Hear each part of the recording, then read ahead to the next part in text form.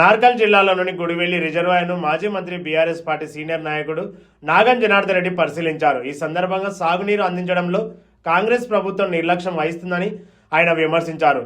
కాల్వల నిర్వహణలో వైఫల్యం వల్ల కట్టలు తెగిపోయే ప్రమాదం ఉందని, వెంటనే చెట్లు తొలగించి రైతులకు సాగునీరు అందించాలని డిమాండ్ చేశారు.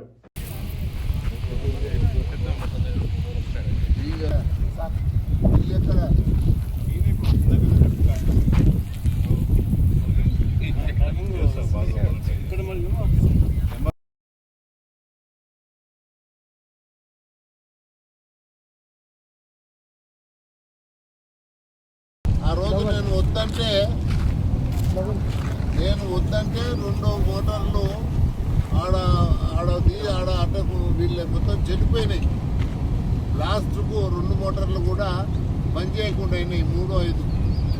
అటువంటి పరిస్థితుల్లో ఆ 3 మోటార్లతో నడుపుతున్నారు. ఇంకా 2 మోటార్లు కలపాలంటే మొట్టమొదట కాలువ వెడల్పు కూడా పెంచాలి.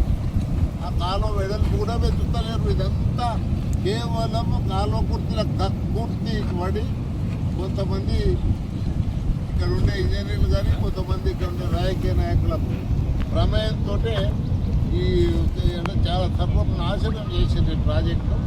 ఇప్పటికైనా ఒకటే రిక్వెస్ట్ చేస్తున్నా, మీరు ఈ మెయింటెనెన్స్ సరిగ్గా చేయండి. కాలువల 32 క్యూసెక్ల కోసం మొట్టమొదటి నిర్మించినాం మేము ఉన్నప్పుడు అధికారంలో ఉన్నప్పుడు. అది ఇప్పుడు అదే 32 క్యూసెక్లకు 3 మోటార్లు సరిపోతుంది. ఇప్పుడు ఇవాళ